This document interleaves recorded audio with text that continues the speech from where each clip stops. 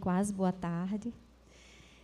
Primeiro eu gostaria de agradecer o convite, falar da minha alegria de estar aqui. Estou muito emocionada, né, pelo carinho com que a gente foi recebido desde o convite, né, por esse grupo tão bonito, tão cheio de amor, que é o Vida que Segue, por Regina, e de estar aqui junto de colegas que eu tanto admiro, que eu tenho um carinho. Então, eu venho hoje compartilhar com vocês da minha prática, né, lá em Natal, Rio Grande do Norte, aqui no Nordeste, de um trabalho que eu venho desenvolvendo na atenção básica. Então, eu fico feliz aqui, depois dessas 2 mesas tão maravilhosas, né, com a minha professora querida, que falou, que fez a abertura, né, de poder trazer o olhar da prática, daquele profissional. Estou há 10 anos servidora municipal, na atenção primária desde então. Então, eu trago para a gente assim, algo desse lugar, né? E a primeira coisa que eu gostaria é de fazer um convite a vocês. A gente está falando de mudanças o tempo inteiro, do que a gente precisa mudar. E aí eu queria convidar vocês a visitar as suas crenças. O que é que você acredita sobre suicídio? O que é que você pensa sobre saúde mental? O que você acredita sobre cuidado? O que você acredita sobre o sofrimento psíquico? Porque sempre que a gente fala, parece que a gente está falando para o que está fora. E a gente precisa começar com o que está dentro. Porque muitas vezes a gente não para refletir sobre o que eu penso e o quanto isso está influenciando na forma como eu vou reagir, cuidar, acolher aquele que sofre. E tantas vezes é esse olhar que a gente tem que vai fazer com que a gente cometa mais violências a quem já está tão frágil emocionalmente. Nós fazemos isso. Quem nunca pensou, que frescura, que bobagem, sofrer por isso, por um animal, por um emprego. Na época da pandemia, tantas pessoas que diziam assim, tanta gente morrendo, e você está triste porque não está podendo ver seus pais, mas daqui a pouco isso passa e você vai ver, e quem está morrendo? O que tem acontecido com a gente, né, e eu acho que essa é uma reflexão importante, na forma como a gente está entendendo, acolhendo, valorizando os sofrimentos psíquicos. Vamos pensar sobre isso. Quem é que nunca, quando viu uma notícia da morte de alguém, não fez um pensamento, não construiu um pensamento crítico de julgamento? Quem é que nunca? Quem aqui nunca, diante de uma perda, né, diante de uma reação de alguém enlutado, de uma mãe, por exemplo, que perde um filho, que não tenha dito assim, poxa, mas ela já está saindo? E ela está toda arrumada, perdeu um filho e está assim? Quem nunca? Então, se a gente quer mudar, a minha proposta é que a gente mude primeiro com a gente. Primeiro revendo. Antes de sermos esses profissionais que precisam acolher melhor, nós somos parte de uma sociedade que precisa mudar a sua forma de ver. E, para isso, a gente precisa rever as nossas crenças, para a gente rever os nossos comportamentos, para que a gente possa, de fato, acolher as pessoas. Porque, como todo mundo está falando aqui desde o início, suicídio é um problema de todos nós. É um problema de saúde pública. Mas não é só de saúde pública, né, que é algo que eu também trago. É um problema da educação, é um problema da assistência social. Suicídio é um problema da sociedade. E nós, enquanto sociedade, precisamos começar a plantar as sementes dessa mudança aí, né? Então, se eu mudo em mim, eu vou conseguir contribuir para a mudança do outro. E, visitando as nossas crenças, a gente pode fazer mudanças, né? E a gente pode ir atrás de conhecimento. E a gente precisa, né, e as colegas falaram sobre isso, falem daquilo que vocês conhecem. Porque, estava falando com a Marília agora há pouco tempo, né, quando chegou a pandemia, surgiram vários especialistas em luto. Todo mundo ia falar sobre luto. Quando chega setembro, aparecem vários especialistas em suicídio. Não é? E o que, de fato, você conhece sobre o tema? De que lugar você está falando? Então, quando a gente fala de comunicação e de campanhas, a gente precisa disso. Primeiro, visita suas crenças. Olha para os teus comportamentos diante daquilo que você acredita. e se questiona. Você tem conhecimento suficiente para falar sobre isto? Se não tiver, não faz. Né? Porque isso eu aprendi muito cedo e aprendi com uma grande professora que está aqui. Né? E você, se você não sabe o que fazer, não faça. Esse é o princípio primeiro do cuidado, para você não correr o risco de cuidar descuidado. Achar que você está cuidando e você não está cuidando. Porque o que a gente mais vê em relação ao cuidado, ao sofrimento psíquico, são violências. Nós estamos cometendo muitas agressões com as pessoas que nos procuram. Nós. E tem começado com a gente, tá?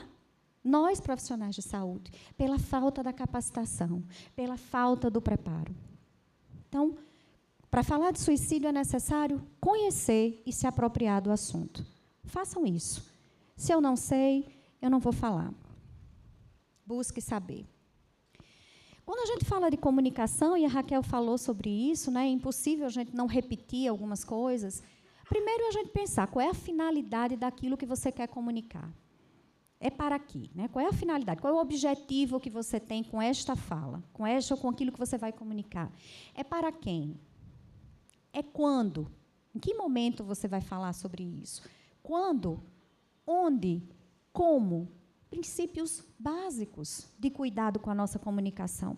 Então, eu preciso conhecer e eu preciso pensar nesse objetivo.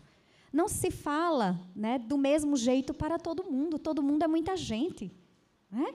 E a gente, dessa forma, a gente exclui aquilo que é específico, que é subjetivo. Eu sempre digo que aquele ditado, quando a gente fala assim, faça ao outro aquilo que a gente gostaria que fizesse com a gente, isso serve para o que é geral. Respeito, né? Ética, isso é geral. Para o que é pessoal, a gente precisa perguntar. Como é que eu posso te ajudar? Se eu me antecipo e já saio fazendo, eu corro mais risco. Né? Então, se alguém me solicita um trabalho, deixa eu conhecer, deixa eu saber, como Raquel falou. Quando a escola diz, ei, vem cá falar sobre isso, vamos conversar primeiro? Qual é a finalidade disso? Né? Para quê? Vai ter continuidade?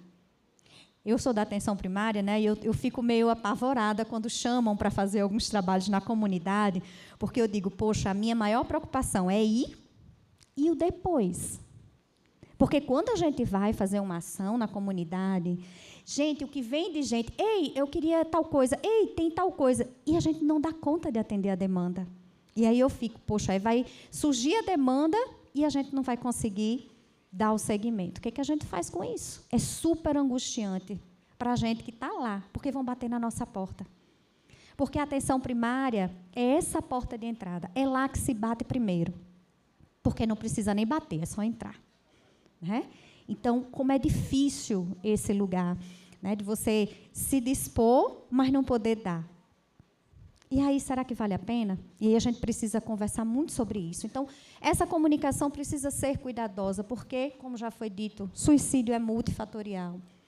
Porque suicídio não é uma escolha livre, né? Uma saída fácil, como muita gente diz. É uma questão de livre-arbítrio. Né? Não é isso. A pessoa não é o comportamento, a pessoa é uma história. Tá? Então, é o suicida, não é uma pessoa que está sofrendo e que está aí com comportamentos suicidas. Então, da gente olhar, não deixar nunca de olhar para essa pessoa, tá? Que é um ser biográfico, um ser de história. O trabalho adequado, ele pode contribuir para a mudança. Vai depender do que você vai fazer, mas o inadequado pode empurrar alguém que já está para cair. E isso é muito sério. Às vezes, não apenas o trabalho, o cuidado inadequado, mas, às vezes, essa porta que fecha. Porque essa pessoa já pode ter ido em muitos lugares em busca de ajuda. E eu digo a vocês, quando eu recebo alguém lá na UBS, que chega com ideação, muitas vezes já com plano, com tudo planejado, e ela consegue chegar até lá, ela me diz, eu já estive em muitos lugares e não recebi ajuda. E, naquele momento, ela está ali, como a última possibilidade. Então, o que tem acontecido? Né? a gente precisa contribuir e comunicar para quebrar os mitos que existem. Para mim, o mais, quem fala não faz. Cão que ladra não morde. Não é? E a gente pode ir contribuindo para desfazer esses mitos que impedem as pessoas de acolher, que impedem as pessoas de ajudar. Gente, como a gente tem medo. Não é? Eu digo muito que a gente tem deixado de escutar as pessoas porque a gente tem medo de não saber o que fazer. E aí a gente muda de assunto. E aí a gente não escuta. Né? E aí a gente, aqui não, mas tem ali. E aí, quando chega ali, a pessoa também fica com muito medo. A gente precisa se preparar e se capacitar. A gente precisa falar sobre os cuidados da saúde mental, de que é possível cuidar de saúde mental. Na verdade, a gente fala de saúde. A gente está falando de saúde, a gente ainda separa muito a saúde. Né? Saúde física, a saúde mental, a gente está falando de saúde. E quem cuida de saúde? Né? Estimular os espaços saudáveis e adequados de debate sobre o tema. Precisamos de espaços, precisamos falar, precisamos pensar. Né? Se eu não paro para falar, para rever, nada acontece, a mudança não vai acontecer. Né? E não é só sobre teoria, é sobre esse olhar para dentro da gente. A mudança verdadeira, ela acontece quando a gente para olhar dentro da gente. O que está acontecendo comigo? O que acontece comigo quando eu escuto isso? O que acontece comigo, né, quando alguém me fala sobre suicídio? O que isso desperta em mim? Sempre divulgar locais de ajuda. Né? Existem locais de ajuda. Ok. Mas, muitas vezes, as pessoas vão e não têm a disponibilidade de ajuda. E eu digo a vocês, como servidora, que é muito bacana. Né? Na teoria é tudo lindo. Mas, na prática, tem um fator que é essencial para a teoria acontecer, que é a vontade. O profissional precisa ter vontade que aquela teoria se transforme em prática. Senão, não acontece. Se eu não tiver vontade, se eu não tiver disponível, aquela pessoa vai chegar lá, na minha unidade básica, e ela vai encontrar um profissional que estou cheio, estou lotado, porque é isso que acontece. Quem é servidor municipal, estadual aqui? Quem é da atenção básica? É muita coisa, não é? É muita demanda, não é? Então, muitas pessoas simplesmente dizem, não tenho vaga, não tenho horário. E nem sequer escutam a necessidade daquele momento, que pode ser uma necessidade urgente. E aí aquela pessoa vai embora e pode não voltar mais. Né? Então, divulgar os locais e trabalhar essa disponibilidade. Eu estava falando com a minha gestora da saúde mental do município. Em Natal, nós temos 11 unidades básicas de saúde, 13 psicólogos para Natal. Tem noção? Quase 800 mil. Nós temos 2 CAPs transtorno, 2 CAPs AD, 1 CAPs infanto-juvenil.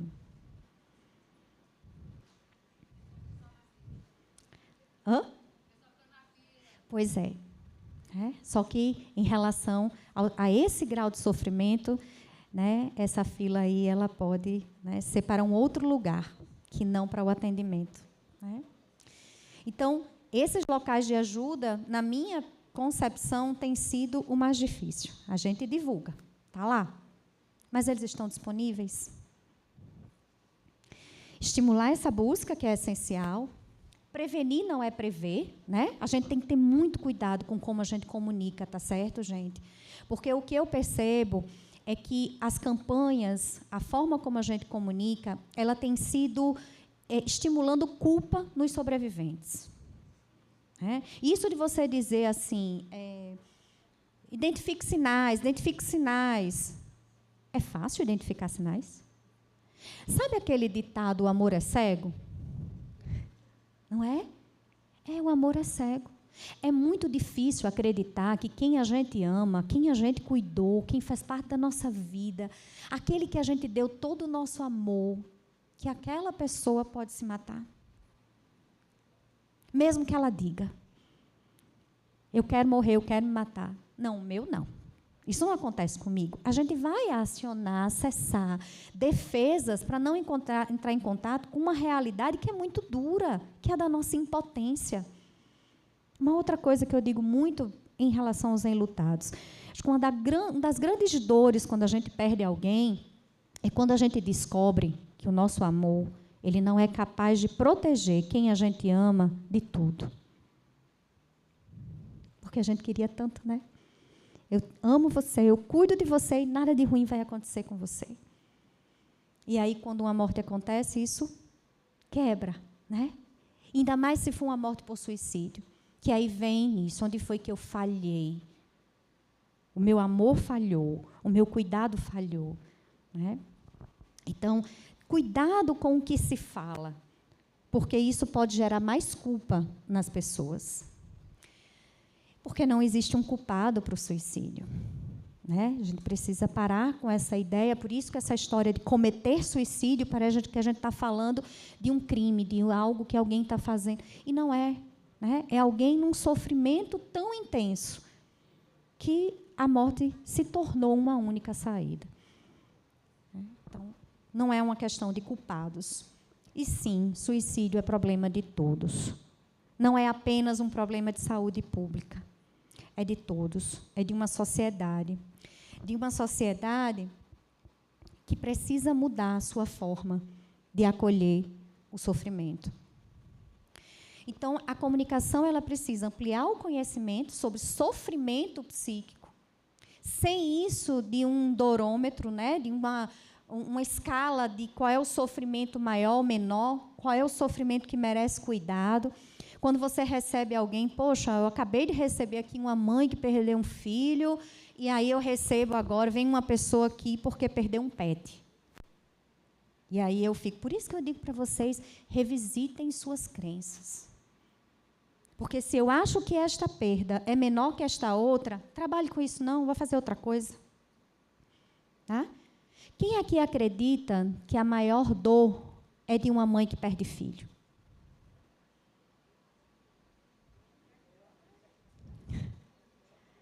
A maior dor é a de cada um.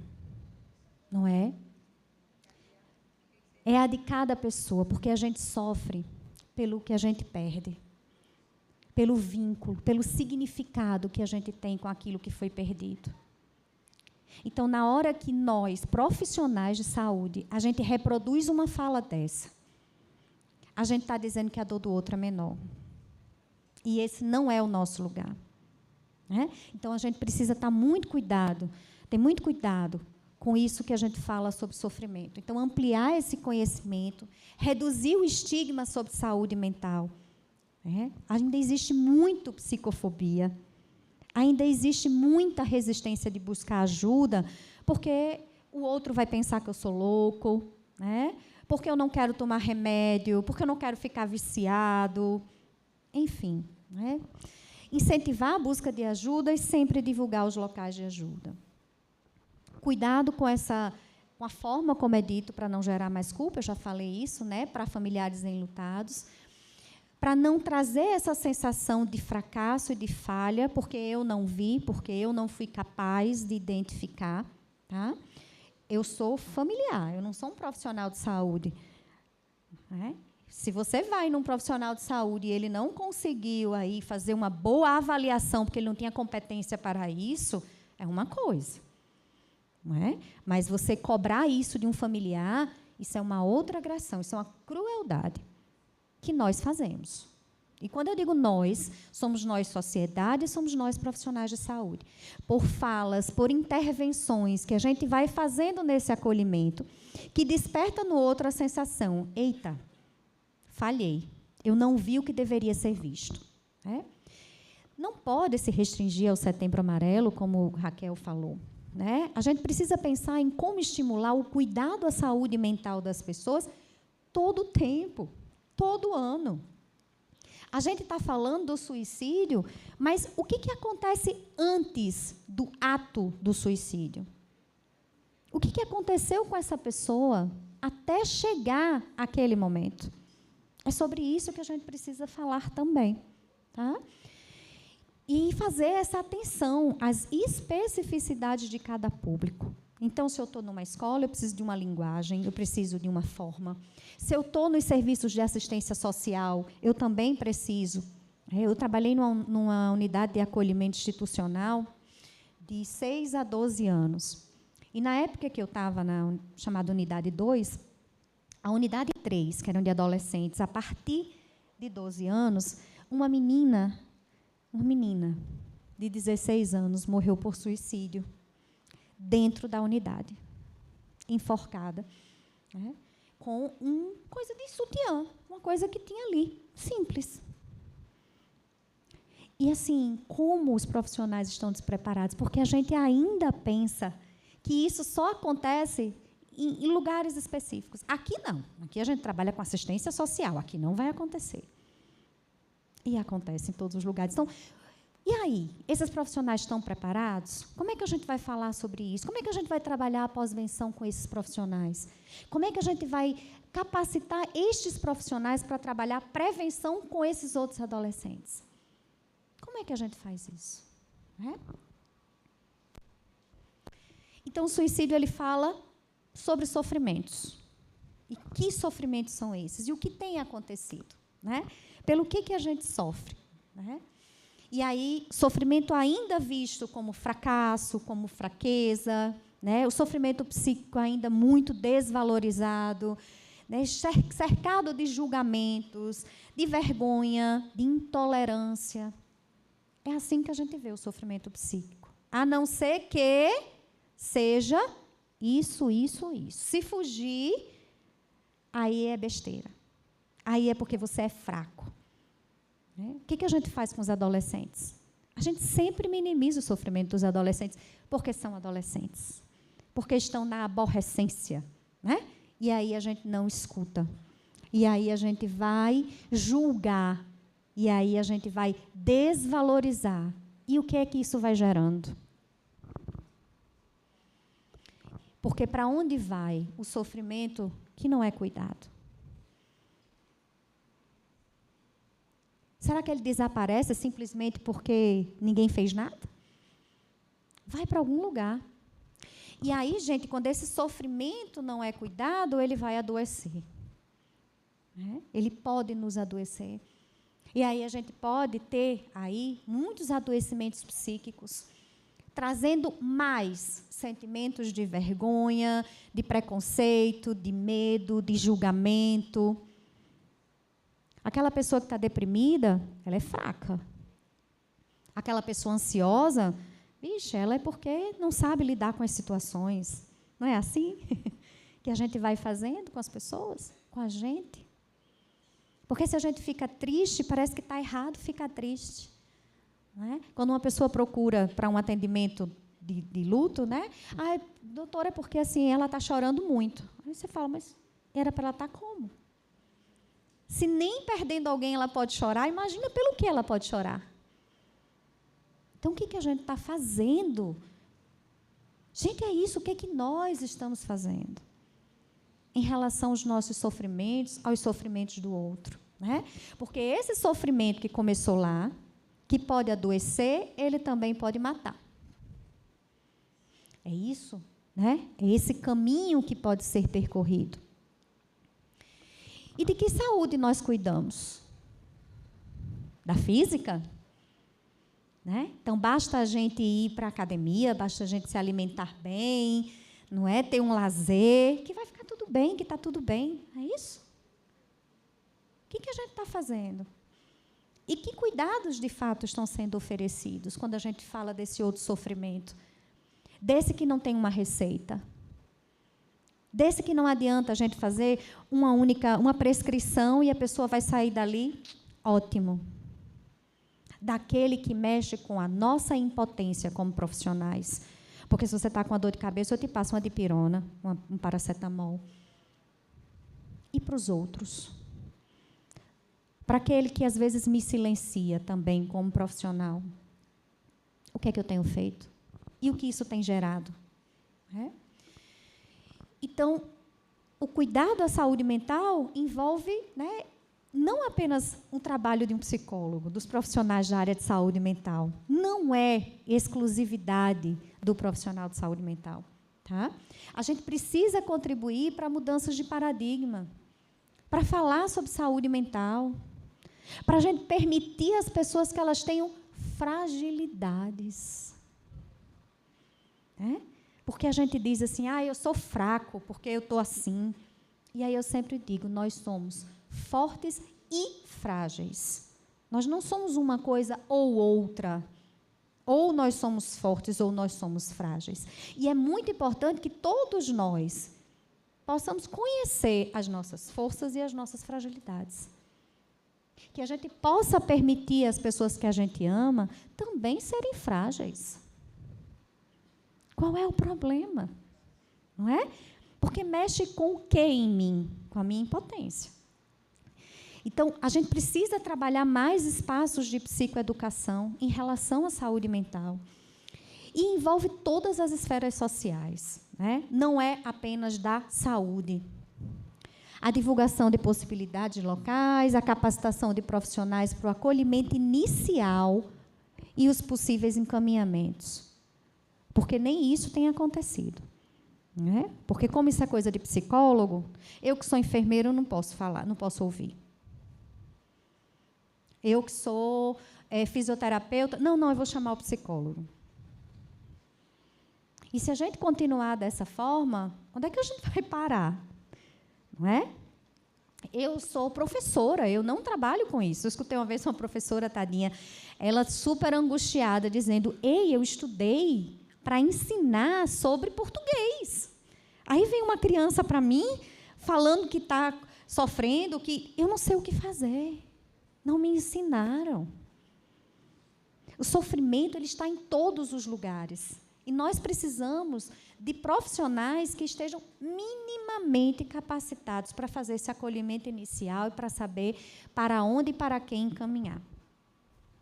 Tá? Então, a prevenção é esse cuidado à saúde mental, reconhecer a necessidade de ajuda, por isso que eu digo que começa com cada um de nós. Eu preciso entender que eu preciso de ajuda também. Né? A gente precisa acessar a nossa humildade de que nós não vamos dar conta de tudo. Isso é uma fantasia que a gente cria. Né? Não vamos dar conta de tudo. Buscar essa ajuda, então, primeiro eu preciso reconhecer, preciso desse movimento de buscar, eu preciso saber onde buscar e eu preciso ter esse acesso fácil. Porque já foi tão difícil reconhecer, aí eu reconheço, peço, quando chego lá, está difícil. Eu volto para o meu lugar. Então, e isso tudo precisa começar aí, né? Do pessoal, familiar, social, profissional. São muitas esferas. Não é? Então, por isso que eu falo que a gente precisa começar da gente. O que vocês precisam? Como é que vocês estão? Será que vocês que estão aqui, será que nós, será que eu me percebo ao ponto de saber se eu estou bem ou se eu estou precisando de ajuda e eu vou lá e busco? Né? Então, a gente precisa dessa esfera pessoal. Porque muitas vezes a gente vai, a gente identifica, a gente se disponibiliza, mas aquela pessoa não está aberta ao cuidado.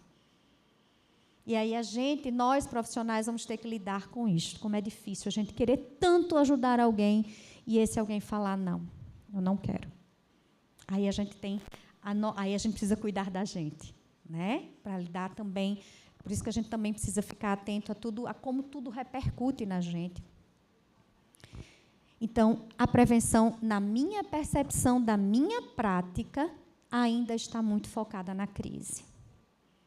As pessoas chegam em crise. Elas até tentaram, em algum momento, chegar. Mas talvez tenham sentido aí essas dificuldades de reconhecer, ou uma dificuldade de acesso. E aí parece que precisa transbordar o copo para poder conseguir alguma coisa. E olhe lá. Né? Então, a gente precisa cuidar desse sofrimento para ele não chegar a ser insuportável, intolerável e ter essa sensação de inescapável. Não adianta eu correr que ele vai me pegar de toda forma.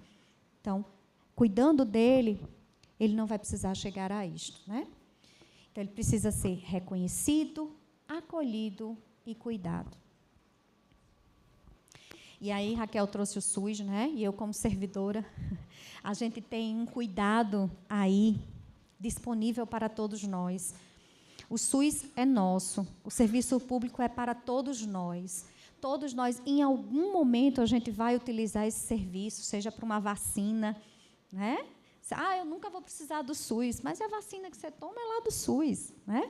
Então, a gente tem um serviço aí que tem esse objetivo de ser direito de todos e ser dever do Estado, garantindo aí, né, mediante políticas sociais e econômicas, a gente tem um serviço que precisa, né, que tem como princípios essa universalidade, um acesso gratuito a todos, a integralidade. Aí eu pergunto, que eu acho que é aí que toca, né? Esse cuidado tem sido integral? Gente,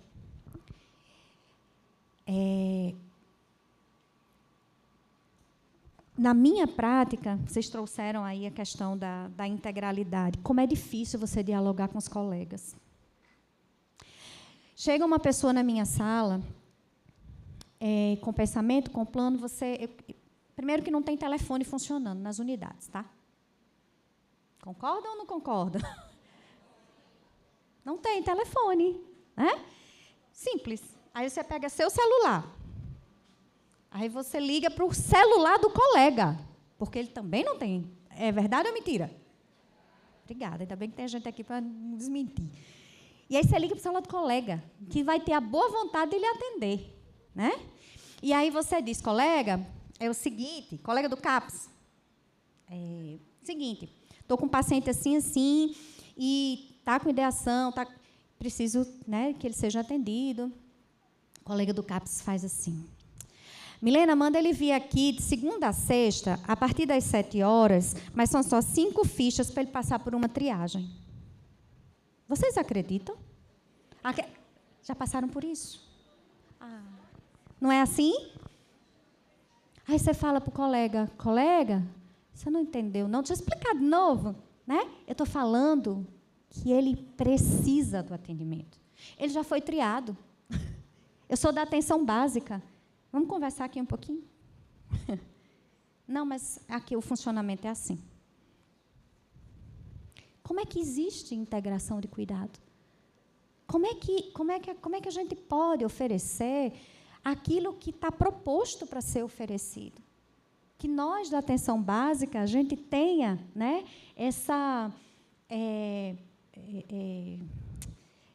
que a gente organize, né, essa organização do cuidado. A gente não consegue ter. Porque quando a gente precisa dos outros serviços, tem toda uma ordem, uma burocracia que não pode ser quebrada.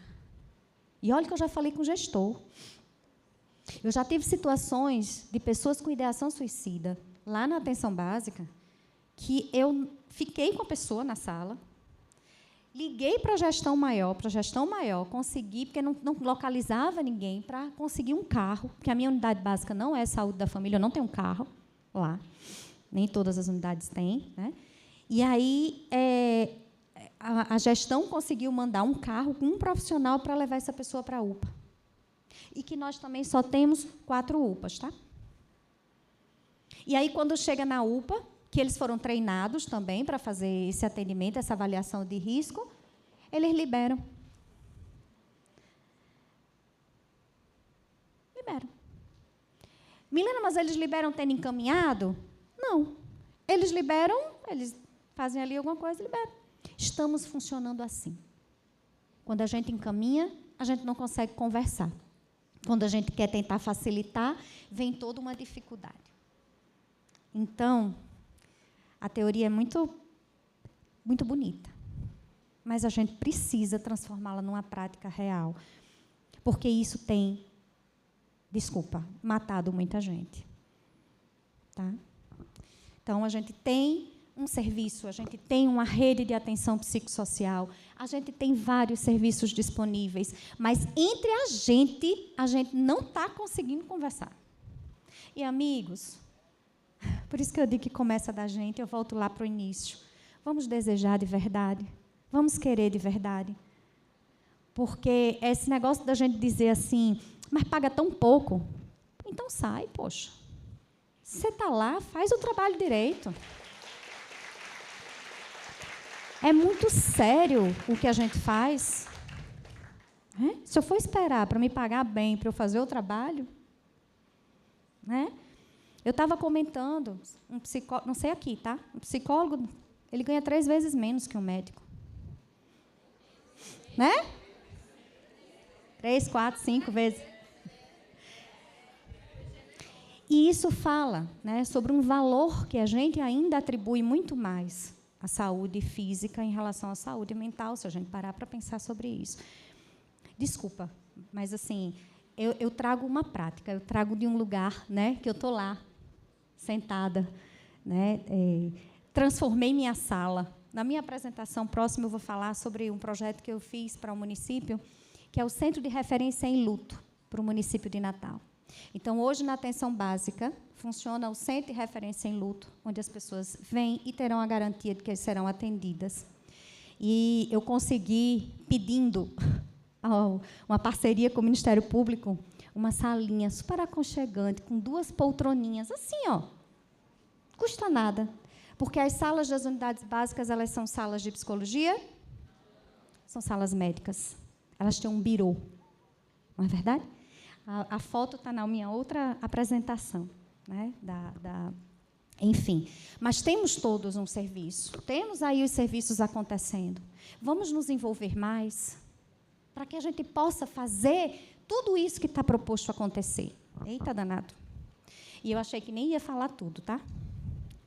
Então, o sofrimento está em todos os lugares. Nas escolas, a gente tem demandas sociais e emocionais, precisa de capacitação. Na assistência social, a gente está com uma saúde com alta demanda, sem profissionais suficientes, essa é uma realidade. Com falta de capacitação, porque não é porque é saúde que vai saber lidar com esta demanda, tá certo? Dificuldade de acessar a atenção especializada, como eu falei para vocês, e ele ainda está restrito, o cuidado ao sofrimento psíquico, ele ainda está restrito à saúde. E ele pode acontecer nas escolas, nas instituições, e muitos outros locais também. Tá? Então, a gente precisa ampliar o cuidado, esse conceito de cuidado, para a gente pensar e repensar sobre isso. O que é cuidar? Tá? Não é só dentro de um consultório que a gente cuida. Então, capacitar outros profissionais da rede, a comunicação entre a rede, articular a rede. Quem faz projeto terapêutico singular? Vamos fazer uma pesquisa? Quem consegue fazer projeto terapêutico singular? Ninguém. Quem consegue articular e fazer toda essa comunicação? Ninguém. Infelizmente.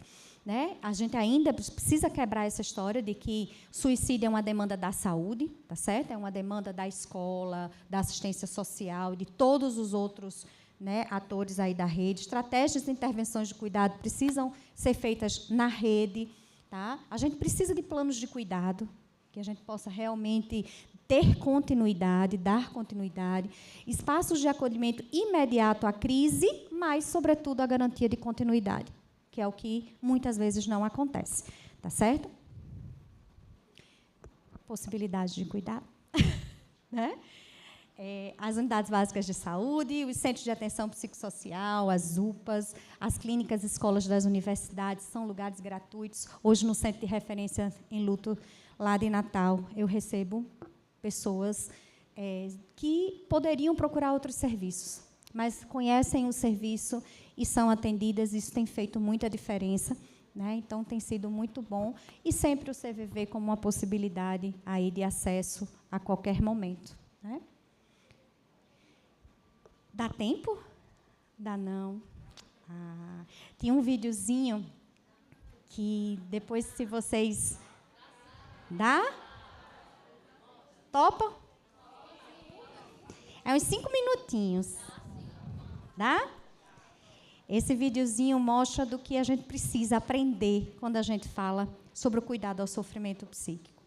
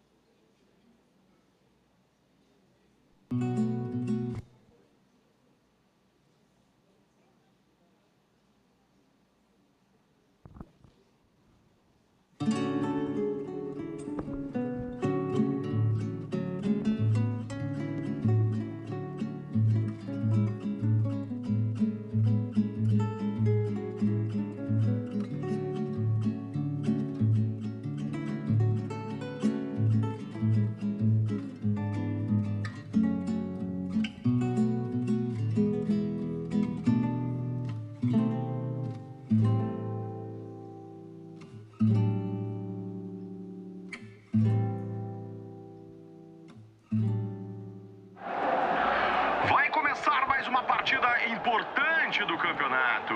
Os times entram em campo. O público enlouquece com a presença do menino. Começa a partida. E o menino parte para o ataque. Ele passa por um, escapa da falta e deixa o zagueiro na saudade. O menino vai em direção ao gol. Já prepara o chute. Está cara a cara com o goleiro. Prepara o chute, chutou!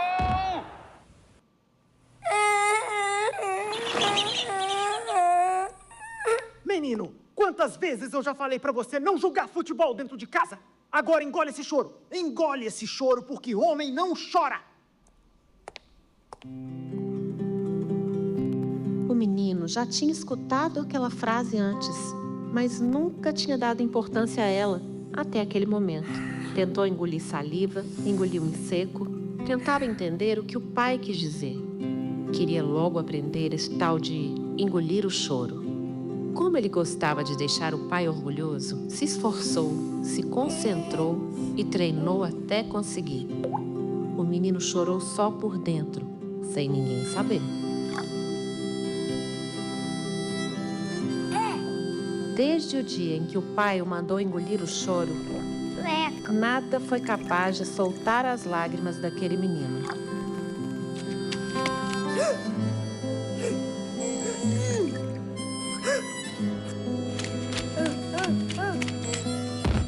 Por muito tempo, nem uma gota de água salgada foi derramada. O menino virou um mar por dentro.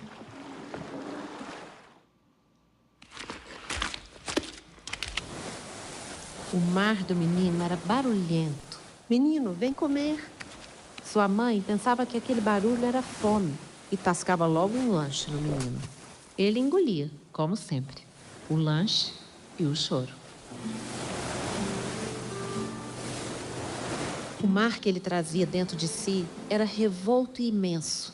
Ali dentro, as emoções se misturavam num maremoto sem fim. O menino sorria, mas já nem sabia por que sorria. Era um sorriso seco, meio bobo, sem deixar escapar uma dorzinha sequer. Homem não chora.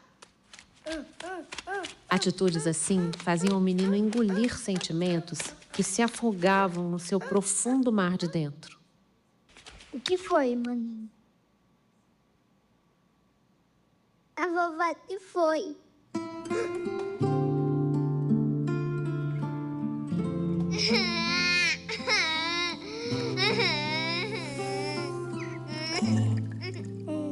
Coitadinha, não sabe engolir o choro.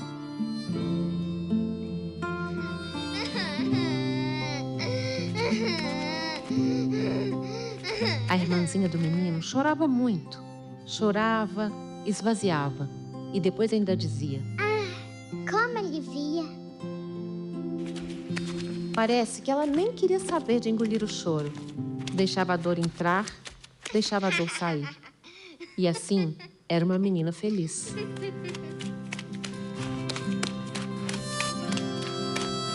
Ai! Às vezes, um pé de mesa pode ser muito malvado, mas também pode ensinar lições valiosas.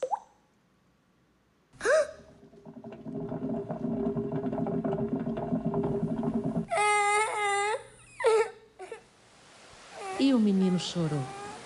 Chorou a dor do dedinho do pé, mas também tantas outras dores reprimidas por todo aquele tempo engolindo o choro.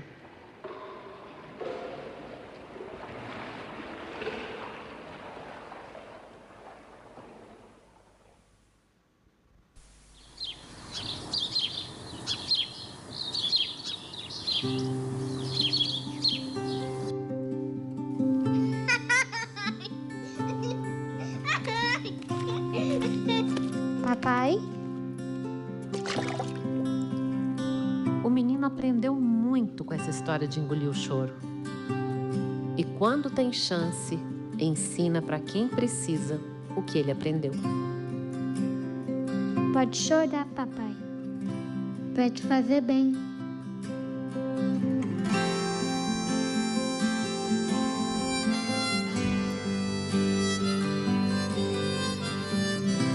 Bom, que a gente possa aprender e ensinar que a dor pode entrar e ela pode sair, né? Que a gente não precisa engolir os nossos choros, para que a gente possa ser, pelo menos, mais saudável.